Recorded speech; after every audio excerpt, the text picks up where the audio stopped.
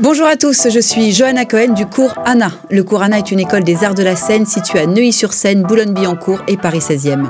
Le cours ANA, ce sont des cours de théâtre, des cours de danse, des cours de comédie musicale, des cours d'improvisation. Le cours ANA, c'est du plus petit de 3 ans jusqu'à ce que tu puisses tenir debout. Mais le cours ANA, c'est également des podcasts. Et aujourd'hui, dans le monde du spectacle, certaines personnalités parviennent à marquer les esprits grâce à leur parcours unique et à leur talent polyvalent. Figure incontournable de la scène tunisienne, il a su se distinguer dans de nombreux domaines, de la danse au cinéma, en passant par l'humour et la télévision. Avec un parcours qui mêle engagement artistique et prise de position, il a su toucher un large public tout en naviguant entre les défis personnels et professionnels. Son rôle dans des productions telles que Bolis et Les Frontières du Ciel lui a valu plusieurs prix, dont le prix de la meilleure performance masculine en 2015 et le prix du meilleur acteur en 2016. Aujourd'hui, il nous ouvre les portes de son univers pour nous partager les moments marquants de sa carrière et de sa vie. Un entretien exclusif avec un homme qui n'a jamais cessé d'évoluer, d'innover et d'inspirer. Mesdames et messieurs, Lotfi Abdelli. Merci. Bonjour Lotfi. Je me disais, c'est qui ce mec? C'est pas toi tout ça? Non, je me rends pas compte que j'ai fait tout ça. Mais est-ce que tu as fait tout ça? Oui, j'ai fait tout ça et plus parce que j'ai commencé très tôt ma carrière d'artiste. J'ai commencé avec la danse. J'étais danseur professionnel et tout. J'ai fait de la danse classique, danse contemporaine, danse théâtre. Après, j'ai fait énormément de théâtre. Et à aucun moment, je voulais devenir connu ou acteur de cinéma, acteur de télé. Tu vois. Après, voilà, il y a des réalisateurs qui ont aimé mon travail sur le plancher et tout. Et à cette période, à cette époque-là, je faisais que des trucs sérieux, quoi, tu vois. Tragédie, dramatique, pleurer les gens, ça marchait très très bien. Et en parallèle, dans la vie de tous les jours, j'adorais faire rire les gens. C'était mon dada. Et j'avais tout le monde, mes potes, les artistes, les grands réalisateurs avec qui je travaillais, ils me disaient, fais du one man. Et moi, je viens d'une école, puisque tu es danseur, tu es comme un musicien. C'est-à-dire, si tu maîtrises pas ton instrument, si tu n'as pas fini ta formation, qu'est-ce que tu fous devant un écran? Nos maîtres nous interdisaient d'être dans des feuilletons, dans des films, tant qu'on n'était pas encore bon acteur. C'était un peu la honte. Moi, quand je commençais à faire des feuilletons, je me rappelle, je devenais connu. Mes maîtres de théâtre, je m'excusais. Je dis, je m'excuse parce que voilà, c'était un peu, tu vois. Ouais. Parce que voilà, maintenant, ma génération, j'ai besoin d'argent, j'en veux vivre. Et pour eux et pour moi, c'était pas encore de l'artistique ce que je faisais. C'était sur scène, l'artistique. C'était un peu limite prostitution culturelle, ce que je faisais, tu comprends? Ah, carrément. C'était mal vu. Même en France, la télé, à un certain moment, jusqu'à les années 2000, par les gens du cinéma, théâtre, c'était mal vu de faire du théâtre, de la télé, des trucs comme ça, parce que c'était pas bien fait.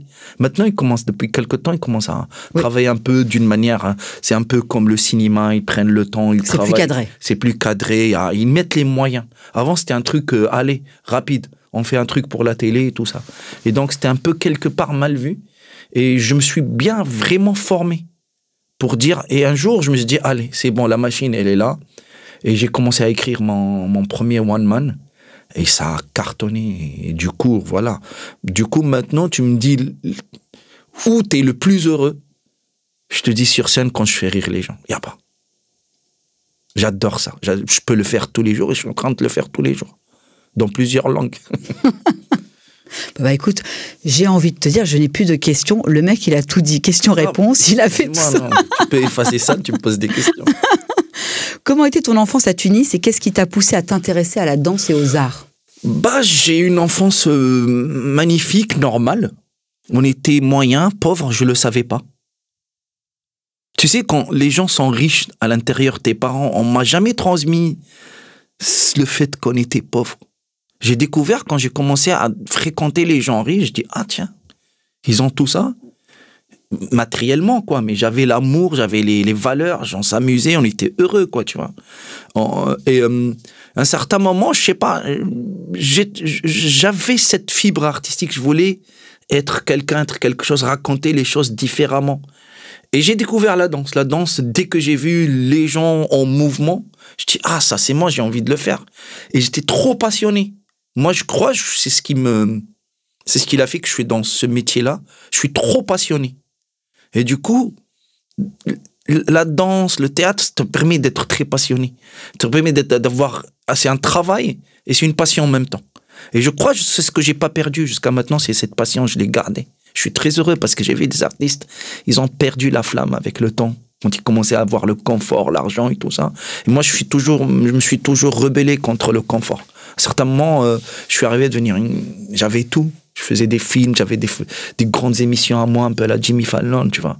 Et j'avais les prix partout dans le monde, j'avais tout. J'étais dans des tournées et à un certain moment, c'était trop confort. Et je me suis dit, il me faut d'autres challenges. Tu cherchais la difficulté? Non, le challenge. Moi, je t'ai dit, je viens de la danse. Je cherche pas à être connu, je cherche la performance sur scène. Je cherche à toujours aller dans de nouveaux terrains. C'est ce qu'on m'a appris au début, c'est mon ADN de danseur et d'acteur de théâtre. Donc, quand t'es, ça y est, installé, tu deviens Zama, une star connue comme ça, on te fiche dans un truc, tu vois. Et j'ai profité, hein. J'ai profité de ça, de la fame, de l'argent, de tout. J'étais content à un certain moment. Mais après, il y a un vrai rappel. Le fond me dit, hé, il y a un truc qui te manque, j'étais malheureux. Et je dis, qu'est-ce que je fais maintenant? Challenge. Je vais partir en France, faire des blagues en français pour les Français qui rigolent jamais. Bénévolat. Ça fait que 3 ans que tu es ici. Ça fait que 3 ans, je suis là. Et alors, comment ça se passe avec le public français? Bah, ça se passe merveilleusement bien. Au début, ça se passait très mal. Quand je suis arrivé la première année, je te jure, j'ai commencé, moi, jouer devant 10 000, 15 000 personnes. Partout. Et j'arrive en France, je jouais devant 4, 5 personnes dans les comedy clubs. En plus, j'étais même pas bon dans les comedy clubs. On m'a mis avec les laboratoires, avec les débutants, des gens qui, ça fait 3, 4 jours qu'ils ont commencé. Et j'étais même pas mieux qu'eux. Ils étaient meilleurs que moi. En plus. En plus, parce que j'arrivais avec une grande barrière de la langue française que je parlais bancalement. J'avais un français pour faire des courses, pour ne pas mourir de faim. Le lait, le pain, les fruits, c'est facile.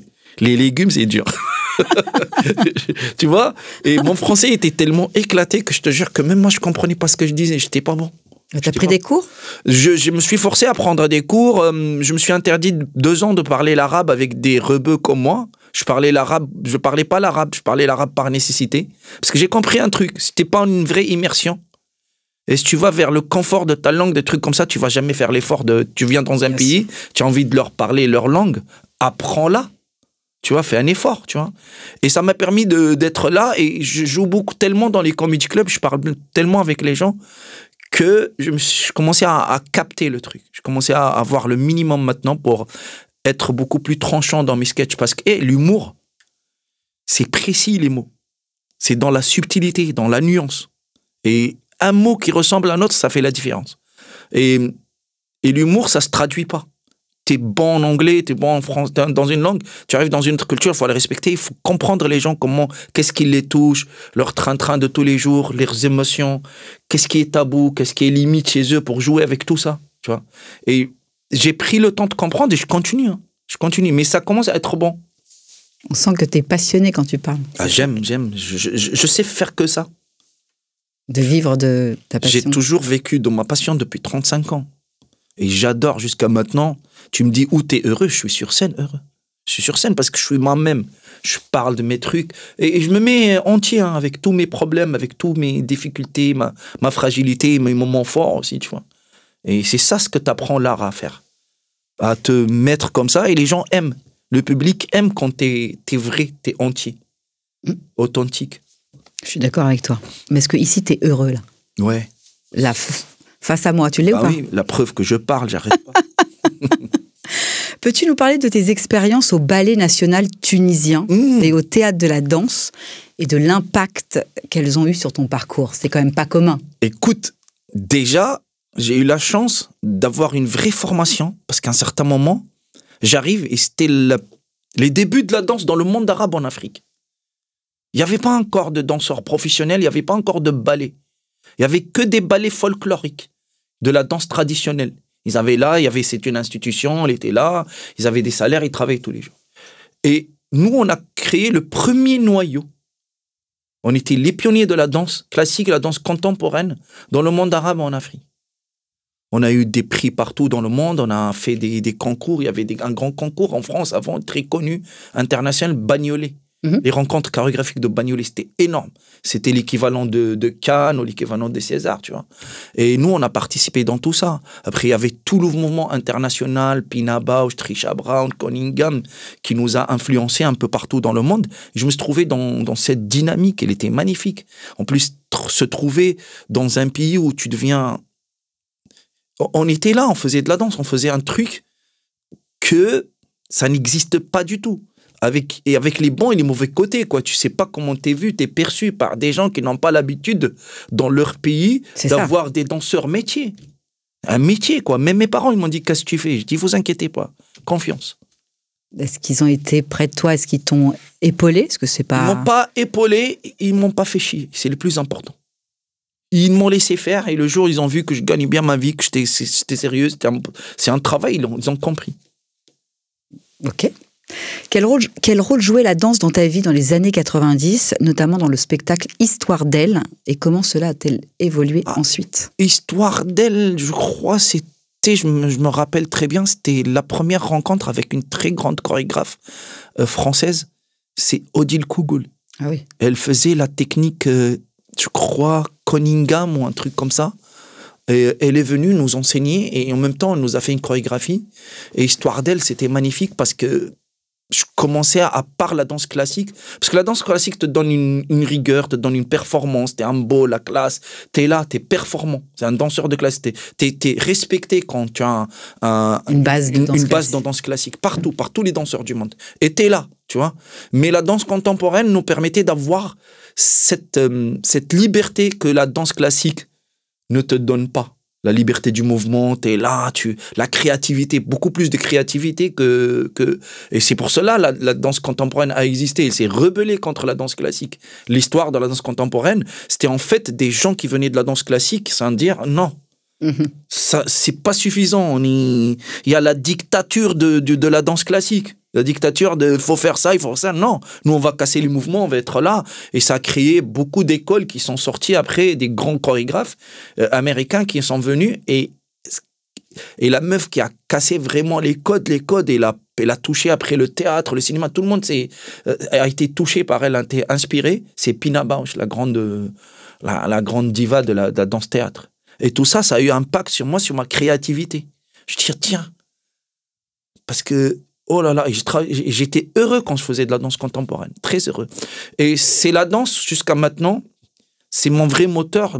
J'ai un moteur de danseur. C'est pour cela que je ne suis pas fatigué, je travaille, j'ai une rigueur, je suis là tout le temps sur scène. Même mes collègues artistes, acteurs me disent, mais comment tu arrives à faire? Je dis, frère, j'ai un moteur de Ferrari. Qu'est-ce qui t'inspire? Tout. Je me limite pas. Les gens, un sourire, un regard, un chat, mes enfants, un fait divers, moi, mes conneries. Tout est marrant. C'est, sincèrement, pour être honnête, c'est pas les humoristes qui m'inspirent. Les humoristes, j'aime beaucoup leur travail. Les humoristes me stimulent. Les bons stimulent. Merci. Un cours gratuit en plus. C'est le luxe. Me stimule. C'est-à-dire, quand je les vois avec leur savoir-faire, leur talent, leur intelligence, je dis tiens, ça crée des dynamiques dans ma tête. Mais la vie de tous les jours, elle est là. Tu vois, et du coup, ça crée j'ai envie de parler de ça, j'ai envie de revendiquer ça, j'ai envie d'extérioriser ça parce que je subis parfois des choses, tu vois. C'est quand même fou, t'as un parcours de fou quand même. Bah écoute. Incroyable. Comment t'as vécu ta première reconnaissance dans le milieu cinématographique avec Making of de Nouri Bouzid en 2006? Écoute, j'ai eu la chance de travailler, d'être choisi par un des plus grands metteurs en scène du monde arabe. Réalisateur de cinéma. Mec, tout le monde rêvait de travailler avec lui.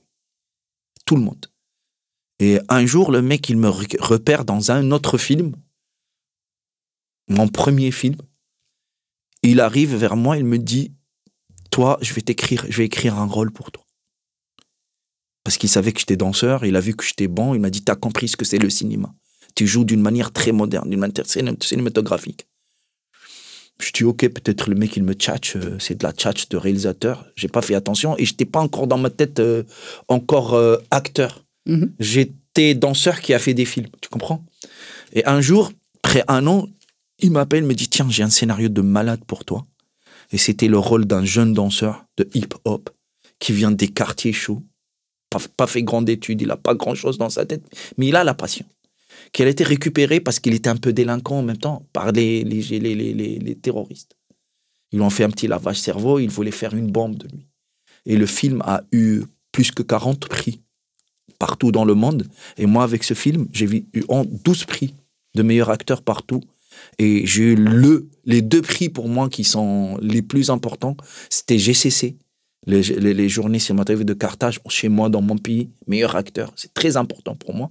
Et le deuxième prix, c'est ma fierté, c'est Tribeca, New York, Robert De Niro, Best Award. La boucle est bouclée. C'est terminé. J'arrête ma carrière. Maintenant, je fais de l'humour. Qu'est-ce qui t'a poussé à combiner l'humour, l'acting et la danse? Bah après, je jubilais à faire des films. J'étais bien dans la danse parce que ce que te donne la danse peut pas le cinéma te le donner et le cinéma ne peut pas te donner ce que te donne la danse. Et l'humour, le fait d'être en public comme ça avec les gens, le rire, tu vois, direct, on te donne direct, t'es bon, t'es pas bon. Tu vois, c'est ça. Et j'étais bien, j'étais dans une bonne dynamique d'artiste. C'était mon rêve de faire tout ça, c'est le rêve d'artiste. Tu parles à un artiste, est-ce que tu peux jongler entre l'humour et les films? Il y a un moment, je me rappelle, un des plus beaux souvenirs dans ma tête, c'est personnel. J'avais mon affiche de théâtre, de mon spectacle, ça, c'est le théâtre municipal. Et en face du théâtre municipal, c'est une grande rue, l'avenue de Habib Bourguiba, qu'on l'appelait, grande rue à Tunis. En face, il y avait un cinéma, un grand cinéma, ça s'appelle le Colisée. Il y avait un film où les gens pleuraient, où je jouais, tu vois. Et je me rappelle, une meuf, elle est venue voir mon spectacle, elle m'a dit tout à l'heure, je pleurais dans ton film, et là, je pleure de rire dans ton spectacle. Inoubliable, j'oublierai jamais. C'est magique. Ça vaut tout, ça vaut de l'or. Ensuite, tu te lances dans la télévision avec l'émission Chiche Biche sur Athesia TV, c'est bien ça? Comment cette expérience a enrichi ton parcours? Sincèrement, c'était un flop. Ah, c'était naze. C'était naze, c'était pas bon, c'était mal fait, c'était pas pour moi. Et je sais pas, très mauvaise expérience, mais elle m'a permis de choisir, d'être beaucoup plus exigeant, ne pas faire confiance. Tu vois, c'est pas parce que t'es mon pote, c'est pas parce que t'as beaucoup d'argent, tu m'as promis truc que je vais faire ça. Et du coup, je suis devenu très, très exigeant. Et à un certain moment, je commençais à devenir tellement bankable qu'il y avait plein de télé qui me proposaient des émissions. Et à chaque fois, moi, par rapport au traumatisme de cette émission, tu vois, et j'ai dit, préparez-moi un truc bien fait avec une vraie équipe, avec des gens qui sont derrière, nanana. Et heureusement que je l'ai fait parce qu'après, quand j'ai fait les émissions qui venaient, j'étais prêt, je comprenais ce qu'il fallait faire, ce qu'il ne fallait pas faire. Et j'ai enchaîné avec une grande émission, ça s'appelait Abdelli Showtime. Elle a duré 5 ou 6 ans. Et c'était un truc énorme émission. Et tu as eu comment cette idée de Abdelli Showtime? Quel retour as-tu eu du public et des critiques? L'idée, je l'ai eue parce que moi, quand j'allais dans les plateaux, je créais grave le buzz. J'étais là, je faisais les fous et les émissions, on faisait des grands, comment dire... Des grandes audiences. Des grandes audiences, merci. Et du coup, en même temps, je voyais qu'à un certain moment, quand ils invitaient les artistes, ils leur posent pas des vraies questions sur leur art, sur leur parcours, comme tu viens de faire. Ils étaient dans genre un truc, lui, il a dit ça de toi, comment tu as fait. C'était un truc qui mettait pas en valeur les artistes. Oui. Et ça me faisait mal par rapport, pas aux artistes, mais par rapport à mon métier. Les gens commencent à nous percevoir autrement, tu vois. Commencent à devenir les gens ne savent pas ce qu'il y a derrière un artiste. Ils commencent à s'intéresser à nos vies personnelles. Ils cherchent le scoop. Voilà. Ils cherchent un truc comme ça, associationnel et tout ça. C'est bien de le faire pendant 5-6 minutes. Mais mets de la lumière sur mon métier. Comme ça, les gens vont me respecter, vont comprendre ce que ça veut dire un parcours d'artiste. Et je dis non, je dois changer ça. En plus, ils n'étaient pas marrants. En plus, ils n'étaient pas marrants. Et c'était trop facile pour moi d'être marrant. Je suis marrant, tu comprends? Et d'où, quand j'ai fait mon émission, ça cartonnait parce qu'il y avait tous les ingrédients. On était marrants, c'était là, je lançais plein de nouveaux humoristes aussi, je les emmenais comme ça, on les cadrait, on leur donnait une équipe qui écrivait avec eux, des stages, tout. J'ai ramené toutes les personnalités du monde arabe, les joueurs, les artistes, les chanteurs, les acteurs, même des gens oubliés du métier, tu vois. Et ils venaient et ils commençaient même à refuser d'aller dans les autres émissions parce que voilà, on les traite bien chez moi. Et à certains moments, je dis, allez, c'est pas mon métier quand même. 5 ans, j'ai fait le tour, je dis, j'arrête, c'est bon. Même que je gagnais énormément d'argent sur ces émissions. Il y avait du sponsor, il y avait tout, on était en prime time, mais ouais. C'est bon. Tu étais en place? Non, c'était en place, mais après ça va, j'ai fait le tour. Je dis, je suis pas animateur de télé. Je suis un artiste quand même, tu vois.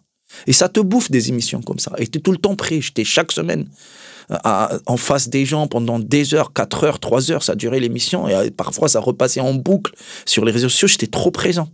Et du coup, les gens... et en même temps, tu sors dans les rues, tu trouves mon affiche. Et après, tu as un feuilleton, tu as un truc comme ça. J'étais trop présent à certains moments. À certains moments, ça va. Je dis, voilà, j'ai bien... Tu vois. T'as bien donné, quoi. J'ai bien donné. Maintenant, il faut autre chose. Faut autre chose. Et l'autre chose, je me dis, allez. Et en même temps, je venais beaucoup jouer en France. Énormément en arabe. J'avais ma résidence dans les plus grands théâtres parisiens. Et je jouais beaucoup en arabe. Je jouais 2, 3, 4 fois par mois. C'est énorme, à part la tournée internationale que je faisais.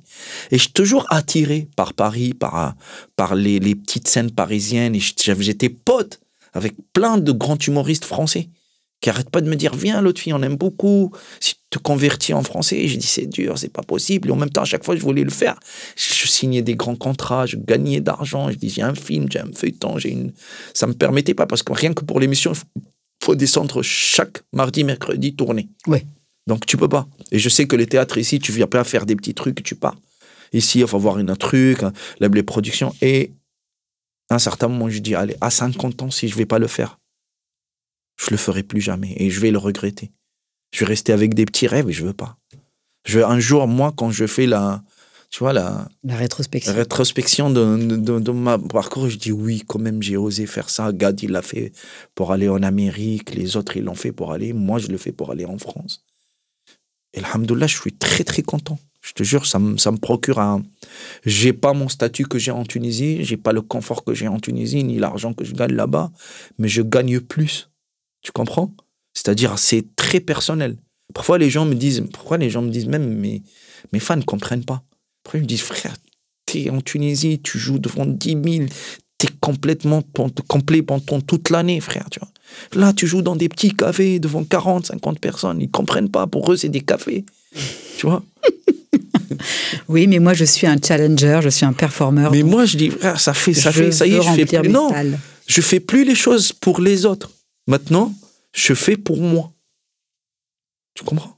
C'est différent. Avant, je faisais un certain moment, ça y est, j'étais pris par le statut d'artiste connu, star. Je faisais quelque part à 50%. Qu'est-ce que le public va penser de moi? Est-ce qu'ils vont aimer ça? Est-ce qu'ils vont pas aimer ça? Est-ce que ça va cartonner? Là, ça y est. J'ai donné pour les autres, maintenant je le fais pour moi. Si les autres apprécient, c'est la cerise sur le gâteau. S'ils n'apprécient pas, moi j'avance, je suis bien. Mais est-ce que tu penses qu'en France, la cerise est déjà sur le gâteau? Pour moi, pour oui. Toi. Après, si aujourd'hui, ce que je fais va sortir pour le grand public, je vais pas dire non. Sinon, je suis bien. Sinon, moi, sur scène, je suis efficace. Les gens qui viennent me voir dans les comedy clubs, dans le spectacle, ils passent un très bon moment. C'est hilarant, ils rigolent beaucoup. Was wollt die Volk? Que veut le peuple, tu vois? Après, c'est vrai, je vais pas cracher dans la soupe ou dans le truc en disant non. Je veux pas le grand public, j'aimerais bien, tu vois? Mais ça peut attendre. Peut-être je suis pas encore prêt, pour être honnête. C'est pas grave. Non, mais on se prépare, on travaille. Ça va venir. On charbonne. J'ai une bonne prod, j'ai des gens qui écrivent avec moi, j'ai derrière moi des gens de talent. T'as un bon podcast là qui arrive en plus. Ouais, en plus, avec toi, je vais cartonner. Ils vont me dire, oh là là, comment tu fais? Alors, est-ce que tu es prêt pour la question suivante? Non, parce que j'ai vu comment il y avait un truc dans tes yeux de chitane. Non, Vas-y. Lance. Non. T'es prêt ou pas? J'ai prêt, vas-y, lance. Non. Des salafistes ont envahi ta salle et prié pour t'empêcher de jouer. Wow. Ton spectacle 100% halal. Comment as-tu réagi face à cette situation? Et qu'est-ce que ça t'a appris sur la liberté d'expression en Tunisie? Waouh, là, Tu me renvoies à 2012, Ouais. juste après la Révolution. Tu te rends compte un peu? J'ai osé. Ouais, mais c'est une question que je voulais enterrer dans ma tête. Ah, on peut, hein. Non, mais je m'en fous. Je suis dans la transparence. Je fais un spectacle, parce qu'il y a un certain moment, parce qu'il faut comprendre le contexte. J'en sors d'une révolution, je suis parmi les gens qui ont fait la révolution, j'écris, j'étais là et tout ça, et on était contents. Commencer à avoir une liberté, d'accord? Le peuple est libre et tout ça. Il y avait des partis qui n'existaient pas, même les partis islamistes et partis musulmans, parce qu'il y a islamistes et musulmans. Étaient là et tout le monde avait le droit d'être là. Ils étaient élus démocratiquement. La Nahda, qui était un parti, tu vois, islamiste. Et moi, j'ai commencé à les attaquer. Moi, depuis la Révolution jusqu'à aujourd'hui, j'ai eu que des soucis. Des interdits, des menaces de mort. Là, si je reviens au pays, je risque minimum 5-6 ans de prison. Parce que j'ai snipé tous les politiciens et tous les présidents, intouchables ou touchables. Tu vois? Plus t'es intouchable et plus c'est vicieux. Je tire, tu vois? Et c'est méchant ce que je dis. C'est super marrant, mais c'est méchant quand t'as pas d'humour. Et je les ai fait souffrir, je sais très bien, parce que comment ils ont réagi, tu vois. Et à un certain moment, j'ai fait un spectacle où je me moquais beaucoup. Moi, je suis un bon croyant, je respecte ma religion, je suis un bon musulman. Mais je me moque un peu des gens qui ridiculisent la religion en faisant trop, tu vois. Les extrémistes, moi, je les aime pas. Et dans mon travail, dans mon spectacle qui était 100% halal, c'était se moquer de tout ce gouvernement qui vient halaliser tout. Tout le monde avait une barbe. Les barbes ont poussé en 3-4 jours, je sais pas comment. Même les meufs avaient des barbes. Et je commençais, et je suis parti sur un truc, tu sais, le président, le premier ministre, tout le monde était salafiste à un certain moment. Écoute bien. Et moi, j'ai eu le culot d'imaginer un gouvernement. J'ai dit, imaginez, demain on se réveille, tout le monde est gay dans le pays. Je sais pas ce qui s'est passé, on se trouve tous gays. D'accord? Je commence à faire un flic gay qui arrête les voitures, arrête et tout ça, tu vois. Et qui drague le mec, il me dit voilà, tanani. Je commence à prendre un président gay. Ils se sont identifiés. Parce qu'en plus, on a un président qui a dit un truc qui est devenu une blague. Il a dit je les attendais de devant, ils sont venus de derrière. Et tout le monde sortait ça. Ils attendaient parce que tu sais, il y a eu un certain moment un problème avec, je sais pas, une grande histoire. Et tout le monde connaissait cette phrase. Et j'ai fait le président, il disait écoutez, moi je les attendais devant, ils venaient derrière, mais ils m'ont défoncé, un truc comme ça. Et après, j'ai fait des salafistes qui voulaient se faire exploser. Tu vois? Ça s'appelait pas ça. On dit Allahu Akbar. Tu vois? Et je t'épargne les détails. Je suis tellement allé loin, tu vois. Mais avec toujours le respect de la religion. J'ai pas touché la religion. Ouais. Je parlais de ces gens-là qui n'ont rien à voir avec la religion. Tu comprends? Les gens font pas la différence entre la religion et les gens qui pratiquent la religion. Tu vois. La religion, c'est les codes de la route. Après, tu as des connards qui conduisent mal. Tu vois? Il y a deux choses différentes. Et c'était mon procès. Et j'ai eu une dizaine de fatwas sur ma tête. Une fatwa, ça veut dire si tu sors vivant d'une fatwa, c'est un miracle. Je ne sais même pas comment je suis sorti vivant. Et j'avais les menaces, j'avais les salafistes qui commençaient à faire des fatwas et j'ai jamais arrêté mon spectacle. J'avais des garde-corps, j'avais tout. À un certain moment, je te jure, avant de faire mon spectacle, je pleurais. Je ne savais pas si je vais rentrer vivant ou pas. Mais je continue à faire mon spectacle. Si tu racontes ça en France, personne ne va te croire. Je dis, mais non, frère. Mais non, frère. J'ai raconté une fois un grand humoriste m'a dit, l'autre fille, t'as mytho, arrête. T'as mytho? Je m'a dit, arrête ta mytho, c'est pas possible. T'es menacé de mort. Les gens, ils étaient là avec des épées, avec des trucs, ils t'ont menacé. Et après, j'ai arrêté le spectacle parce que j'ai fini la tournée et tout. Et dès que j'ai arrêté, j'ai calmé un peu le jeu. Parce que c'était des vraies menaces, ma famille, ma femme, moi et tout. Mais j'ai fini mon spectacle, tu vois, j'ai fini. Et 4 mois juste après moi, je savais que j'étais dans leur liste. Il y avait des listes d'artistes, de politiciens, un truc comme ça. Et ils ont tué un des plus grands politiciens qu'on avait, Chokri Ben Aïd, qui est devenu c'est un martyr. Ils l'ont tué parce que lui, il n'a pas arrêté de les chercher. Moi, juste, j'ai calmé le jeu. Et là, le jour où il était mort, à part que ça m'a grave touché parce que je l'aime beaucoup, je me suis assis, j'ai appelé ma femme, j'avais pas encore d'enfant. Je dit, tu vois, ce qui s'est passé, j'étais dans la liste. Je te jure. Et j'ai pas arrêté après. Je me suis calmé 6-5 mois. Après, j'ai commencé à chercher la bête. À plein d'autres politiciens. J'ai eu tellement de galères que maintenant, avec le temps, je me dis, mais pourquoi j'ai fait ça? Oui. Et peux-tu nous en dire plus un peu sur ton one-man show Just Abdelis 100% tabou? Et comment maintenant arrives-tu à équilibrer humour et sujets sensibles? J'arrive pas. T'arrives pas? J'arrive pas. Moi, quand je vais dans ces sujets sensibles, c'est pas il n'y a pas de demi-mesure. J'essaie de ne pas être blessant, j'essaie d'être marrant, mais j'y vais. J'y vais parce que déjà, tu vas pas plaire à tout le monde, même si tu es lisse. Donc, quitte à dire la vérité. D'accord? Donc voilà, je suis entier dans mon... Et c'est pour cela que j'ai été choisi par Dark Smile, Jérémy Ferrari. Je savais pas au début pourquoi il m'a choisi. Mais quand j'ai vu que lui, il va jusqu'au bout dans des idées politiques et religieuses, c'est un fou, quoi. Et j'ai vu qu'il cherchait des cassos comme lui. Des fous. Il n'aime pas les gens normaux, je crois, parce que je lui posais la question. Moi, je dis, il y a plein d'Arabes qui parlent mieux que moi le français, qui sont là, ils sont prêts, pourquoi moi? Tu vois? Et là, il a dit, tu es fou comme moi. Il m'a dit, parce que t'as un angle un peu différent et t'es fou. Tu vois? Ouais, je vois bien. Et donc, voilà, continuer à collaborer, travailler. Et voilà, moi, j'aime être authentique et ça marche. Même maintenant, ça marche très, très bien. Dans les comedy clubs, les Français, quand ils viennent voir mon travail, même les Arabes de France, ils aiment parce qu'ils vivent un moment et c'est du catharsis. Je les libère des choses qu'ils n'arrivent pas à dire. Et sans faire culpabiliser personne. Je suis pas là pour faire le procès du français, de la France et des Arabes et des musulmans, non. Moi, je mets les choses comme ils sont, là, tu vois, en 3D, et débrouille-toi avec. La vérité, c'est pas ce qu'il y a dans ta tête. La vérité est ailleurs. Elle est là, regarde-la, accepte-la, tu vois. Accepte qu'on est mélangé, qu'on est arabe, juif, musulman, français, tu vois, de tous bords. On est là, on va vivre ensemble, ça va pas changer. Ça sert à rien de nous séparer, de nous diviser, de nous monter l'un sur l'autre. Ça sert à rien, ça va pas servir la France, ni la société, ni personne. Il faut qu'on apprenne à accepter l'autre. Moi, j'ai vécu dans des sociétés avant, il y avait tout le monde chez nous.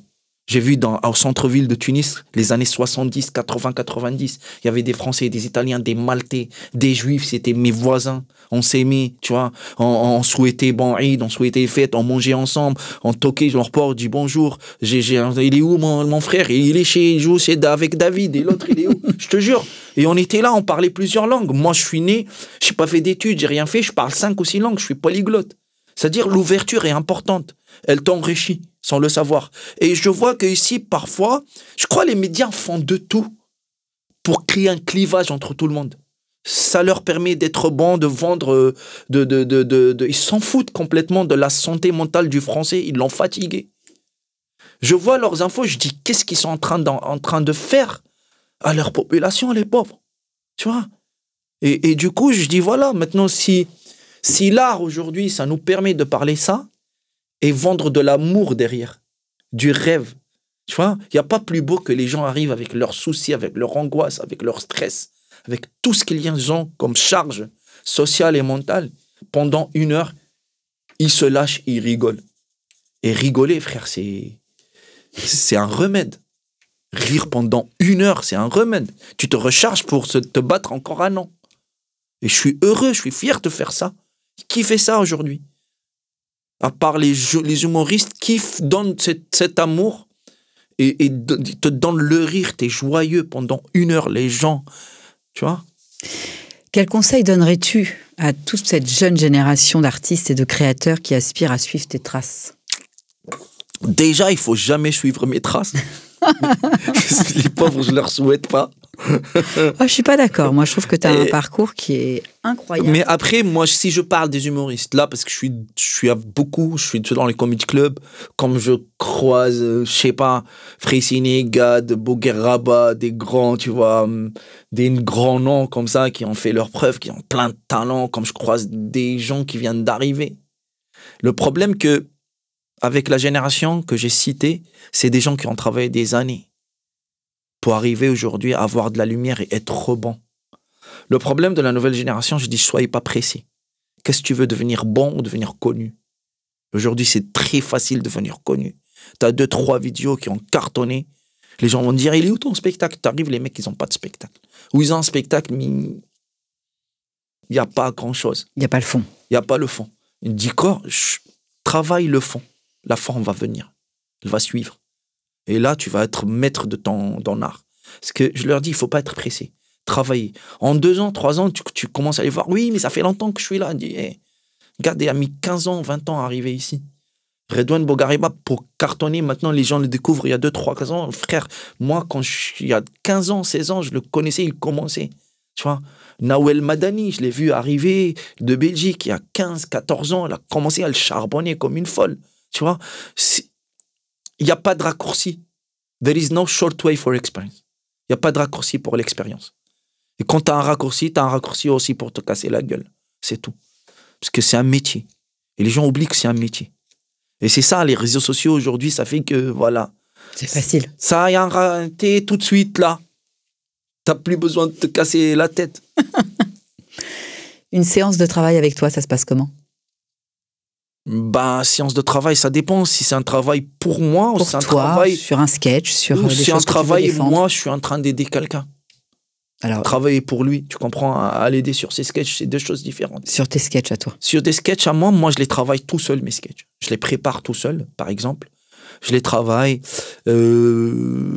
et dans ma tête, je prépare, je dis j'ai une idée, paf, celle-là, elle marrante et tout ça. Et comme je commence à avoir un peu de métier, je connais le petit potentiel de certaines phrases, de certains mots comiques. Après, c'est pas toi qui décides, même si tu as 30 ans, 40 ans, 500 ans de métier. Tu arrives sur scène, c'est le public qui valide. Ça rigole, c'est bon, ça rigole pas. Allez, va retravailler, reviens. Il n'y a pas de discussion, tu vois. Et je vois, même gars, tout le monde, tu vois, arrive, avec leur petit carnet, il me dit, le public n'a pas validé. Il leur dit pas, attention, je connais mon niveau, tu vois, je suis gars de mêlée. Non. Il dit, il rentre, il me dit, l'autre fille, regarde, il dit aux autres, regarde. Ça va marcher, on part, tu vois. Et moi, ça se travaille comme ça. Après, par exemple, mes séances de travail avec Jérémy, c'est différent. C'est très structuré. On a 5-6 heures de travail un tel jour sur quelques thèmes. Sur mon spectacle, déjà, ils sont là, les phrases, tout ça. On travaille, un petit travail d'orfèvre. On prend le petit mot, on ajoute, on dit non, ça c'est dépassé, on dit plus, la phrase, c'est mieux, on l'a dit comme ça. Et là, elle est plus forte, là, il y a plus d'intensité. Là, si on appuie plus sur le rire, tu vois. C'est un travail vraiment de... C'est des pros. Quand tu travailles avec des pros, tu es dans une autre sphère et dimension. Ça devient pas des grandes choses, c'est les petites choses. C'est les petits détails. Avec les pros, c'est les petits détails. Après, moi, je travaille avec tout le monde. Moi, je suis pas genre... moi, parfois, même des débutants qui travaillent avec moi, que j'aime leur énergie, j'aime leur intelligence. Moi, le talent, il est partout, tu vois. Je le vois chez les gens. Et dès que je vois des gens qui ont du talent, je parle beaucoup avec eux. Je dis, qu'est-ce que vous pensez de ce que je fais et tout ça. Et ça m'aide. Ça m'aide parce qu'avoir cette fraîcheur. Je vois les meilleurs, ils le font aussi. Quand ils arrivent dans les comedy clubs, ils sont pas dans leur truc. Ouais, me parle pas, moi, je fais mon truc, je suis une star. Tu vois. C'est les connards qui font ça. Non. Mais les bons... Ils sont dans le partage. Le bon, ils sont le partage. Tu arrives, tu as une bonne idée pour lui, il prend. Ça, c'est intelligent. Bah, c'est le métier. Quels sont tes projets futurs, que ce soit en tant qu'acteur, humoriste ou entrepreneur même? Y a-t-il des choses que tu souhaites explorer dans les années à venir? Ouais, j'ai déjà un film qui est en montage avec Jérémy Ferrari. Son prochain film, là. C'est une comédie qui va cartonner. Et il m'a donné un petit rôle, mais il m'a dit qu'il était très, très content de... Il m'a dit, j'aime beaucoup notre scène. J'ai une scène avec Jérémy Ferrari. Je n'ai pas encore commencé, sincèrement, à m'intéresser j'ai pas encore d'agent en France, je connais personne au niveau du cinéma et je voulais pas. Parce que au début, quand je suis arrivé jusqu'à maintenant, peut-être maintenant je commence à être prêt avant.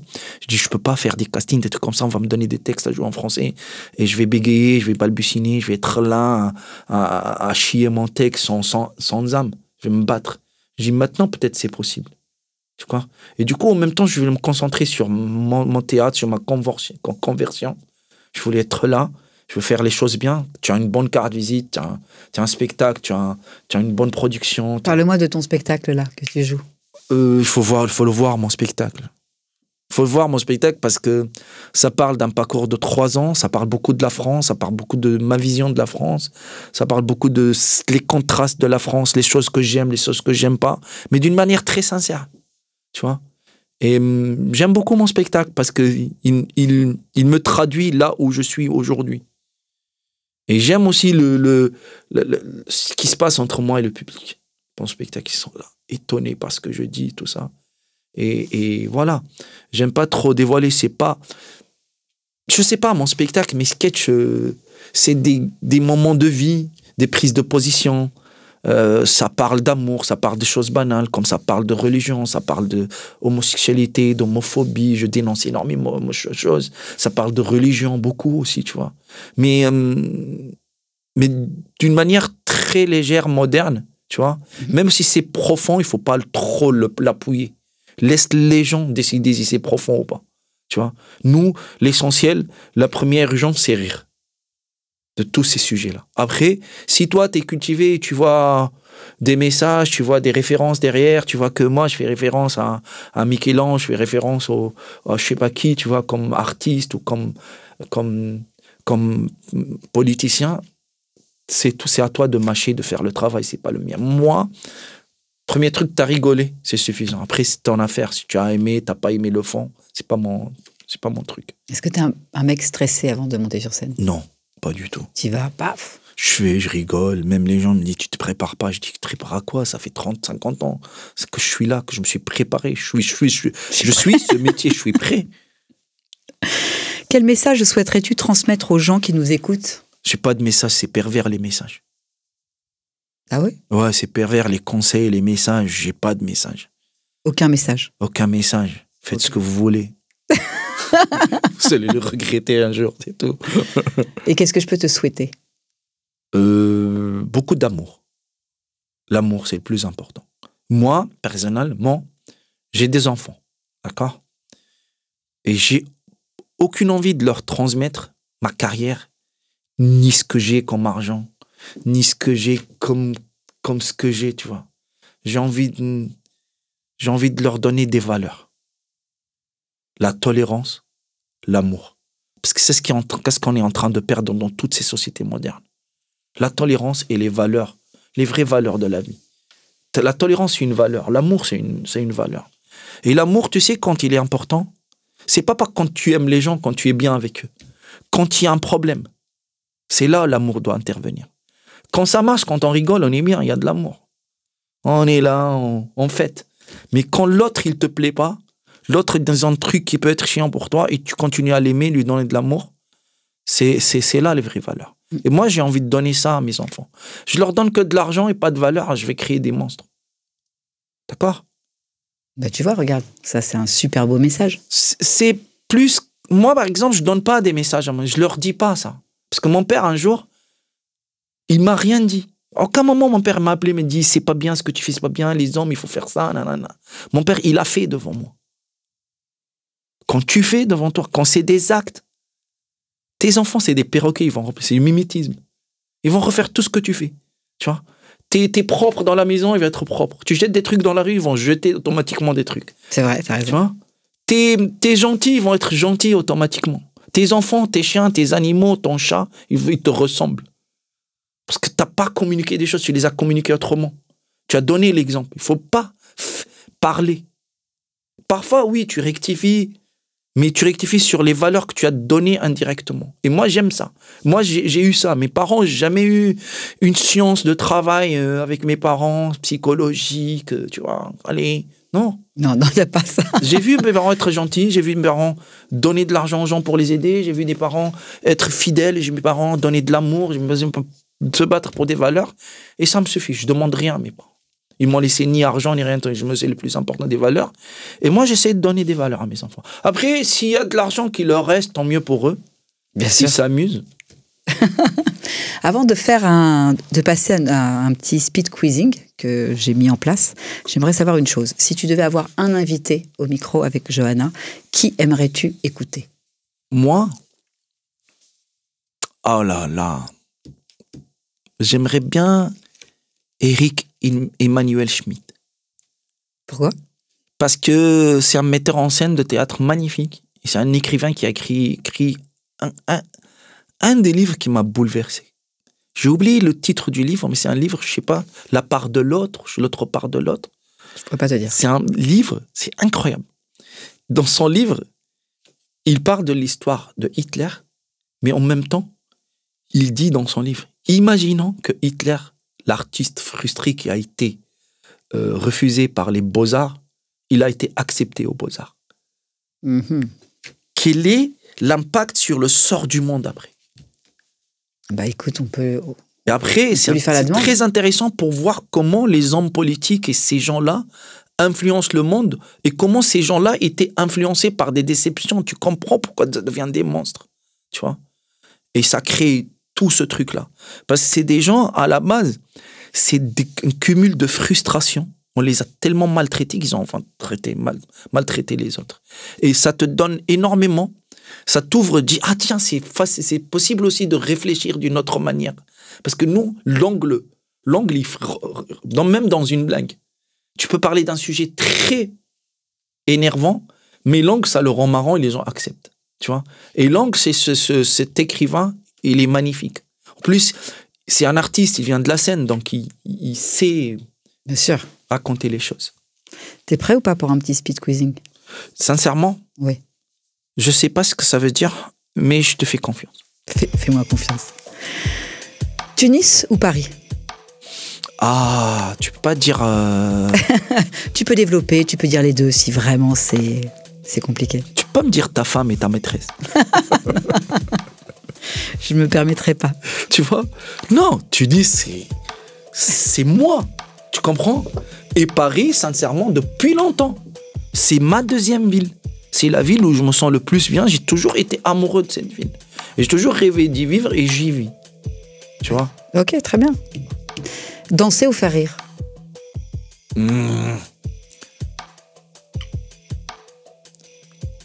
Faire rire, c'est une danse. C'est une déclaration d'amour. Ok. Ballet national tunisien ou théâtre de la danse? Ballet national tunisien. Oui, parce que ça m'a formé. Je ne peux pas être ingrat. Ballet national tunisien, oui. Public tunisien ou public international? Public international, parce que dans le public international, il y a un public tunisien qui me suit, qui est là, qui me donne de la force. Théâtre ou télé? Théâtre. Un prix de cinéma ou un prix de théâtre? Un prix de théâtre, parce que c'est ce que j'ai pas encore. Humour noir ou léger? Noir. Créer un show télé ou un projet entrepreneurial? Télé. Reste toujours dans l'artistique. Tu préfères avoir plus de prix ou plus d'expérience? Plus d'expérience. Parce que j'ai eu des prix et voilà, c'est juste un moment et ça passe. Et généralement, les gens qui ont eu énormément de prix, plus le prix est grand et plus tu vas pas travailler après. Faire un shooting avec des cochons ou avec des ânes? Tu me mets une colle là. Ah oui. J'ai un âne en Tunisie. J'ai un âne que j'adore, je kiffe. Et non, je découvre les cochons. J'ai vu. et les cochons découvrent les musulmans. Alors, qu'est-ce que ça donne comme... C'était sympa et j'ai aimé parce que, je te jure, j'ai une vidéo sur mon Instagram que j'ai partagé, un cochon qui m'a fait un bisou. Je sais, j'ai vu. Et dans ma tête, je dis merci, t'es gentil, je t'aime bien, mais je sais pas, je suis musulman. Je sais pas si j'ai le droit d'être pote avec toi. À la limite, Peppa Pig, oui, mais pas toi.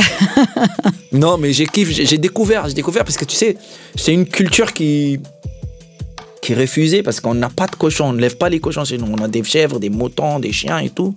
Et quand j'ai vu les cochons, quand j'ai eu l'idée, je dis, il est bien l'idée parce que l'idée de l'affiche, c'est plus Jérémy. Tu vois, moi, c'est l'idée du titre, je suis bien chez vous. L'idée du titre, elle a ramené cette idée, tu vois, on a poussé. Et Jérémy, il m'a dit, je dis directement oui. J'ai pas réfléchi, je dis, même si ça crée une polémique, je m'en fous. Tu vois, il y a que les cons qui vont dire pourquoi ils prennent des photos avec des cochons, je les ai pas mangés, frère, ça va. Tu vois, et ils sont mignons, ils sont là. Et même maintenant, quand je donne mon affiche et quand les gens m'envoient, je dis, ah, c'est mignon, ils veulent savoir comment ça se fait, comment ça s'est passé. Ils sont curieux. Ils sont curieux, ouais. C'est normal. Il y a même un cochon qui m'a mal regardé. Alors? Qu'est-ce qu'il a fait? Lui, il était sceptique. Non, c'est lui. Il s'est dit, si les musulmans commencent à s'intéresser à nous, on est dans la merde. On va finir en merguez. Je suis bien chez vous ou Just Abdelli 100% tabou? Non, je suis bien chez vous. Je suis bien chez vous. Just Abdelli, c'est une grande période, une période sombre de ma vie. Je suis fier de l'avoir vécu parce que c'est un spectacle engagé et voilà. Il fallait passer par là. Ouais, il fallait passer par là. Et là, je suis bien chez vous. C'est ça la vraie tolérance. Tu arrives dans un pays, je suis pas naïf, les gens me disent ouais mais tu idéalises trop la France. Il y a des racistes, il y en a un, je dis je sais. Mais je prends ce qu'il y a de bien en France. Il y a plus de choses qui sont bien, tellement de choses qui sont bien. Et le mal, il est là, mais tout le monde se concentre sur les mal. Le mal, c'est les infos, tout ça. Et du coup, on amplifie le mal, l'impression que le monstre, il est là. Moi, quand je suis dans la rue, les gens sont gentils, sympas, le public, il est là, il vient, des gens comme toi. La France nous réunit, la France, elle est là. Après, c'est facile de dire les Français, ils étaient ça, les Français, ils nous ont colonisés. Oui, d'accord, c'est de l'histoire. Qu'est-ce qu'on fait? On avance ou pas? D'accord, on avance, je suis bien chez vous. Et peut-être c'est un message pour... Peut-être si les racistes n'aiment pas. On va y arriver à ce fameux message. Ouais, vas-y. Tu as 30 secondes pour faire une déclaration à Jérémy Ferrari avant de se quitter. Déclaration pour Jérémy Ferrari. Hey, on n'est pas gay. Hein. On n'est pas gay, c'est pas grave. Un message pour Jérémy Ferrari. Merci Jérémy Ferrari, merci toute la production qui ont cru à moi, Michael et tout ça, le frère et le producteur et l'ami de Jérémy Ferrari, le moteur, Inès, toute cette équipe qui... Parce que ce qui est bien avec Jérémy et tout ça, et ce que j'ai aimé, la collab, c'est des gens qui sont là pour te produire et pas pour te dire ton costard. Ils sont là pour te dire, on est avec toi dans toutes les étapes, on va te faire évoluer, on t'accompagne. Et trouver des gens qui croient en toi, qui t'accompagnent, qui sont là patients. Et encore, c'est une production française qui a cru en moi. C'est pour cela que je dis, moi, si j'arrive en France, c'est vrai qu'il y a des gens qui ne m'aiment pas, peut-être, mais je m'en fous des gens qui ne m'aiment pas. Il y a des Français que je connais pas, plus blancs que Jérémy Ferrari, t'as pas. Il représente les Gaulois, lui, c'est un Gaulois. Lui. Il vient, il aime mon spectacle, c'est mon producteur, c'est magnifique. Moi, c'est ça, je suis bien chez vous, tu vois. Lotfi Abdelli, merci 1000 fois. Merci, j'espère que je m'excuse pour mon français. Oui, c'est ça. Je m'excuse, mais je fais des efforts, t'inquiète. Non, tu as un phrasé qu'on comprend très très bien. Super, génial. Avec une parole qui est plus qu'intelligente. Donc ça, c'est pour le moi. plus important. Merci pour toi, c'est gentil, j'ai bien aimé. Merci à toi. Si vous voulez retrouver cette interview, eh bien écoutez sur toutes les plateformes de streaming, sur Instagram, au micro avec Johanna, sur Spotify, sur Deezer, sur YouTube. Merci et à bientôt.